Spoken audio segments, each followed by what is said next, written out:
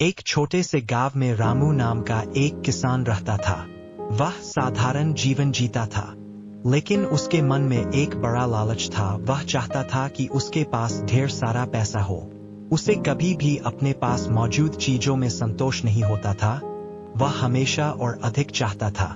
एक दिन रामू को जंगल में एक पुरानी सी जार मिली। जिज्ञासा से भरकर उसने उसे खोला तो अंदर से एक परी निकली।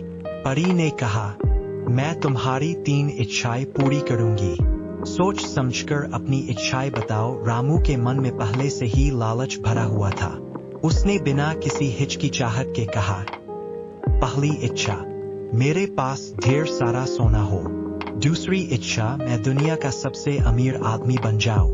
तीसरी इच्छा, मेरे पास हमेशा के लिए ढेर सारा पैसा आता रहे। परी ने कहा, तुम्हारी इच्छाएं पूरी होंगी, लेकिन याद रखो, लालच कभी भी खुशी नहीं लाता। रामू ने परी की चेतावनी को अनसुना कर दिया।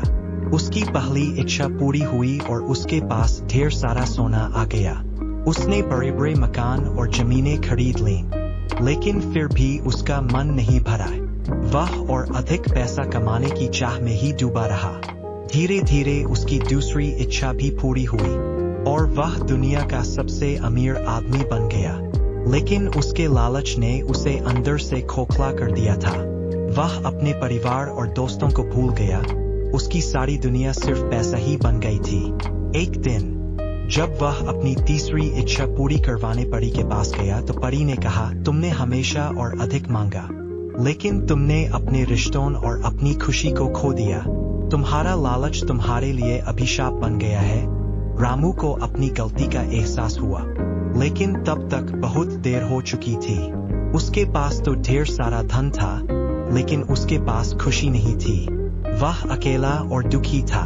उसकी कहानी एक सबक बन गई, जो यह सिखाती है कि लालच कभी भी संतुष्टि नहीं दे सकता और असली खुशी रिश्तों और संतोष में ही छिपी होती है।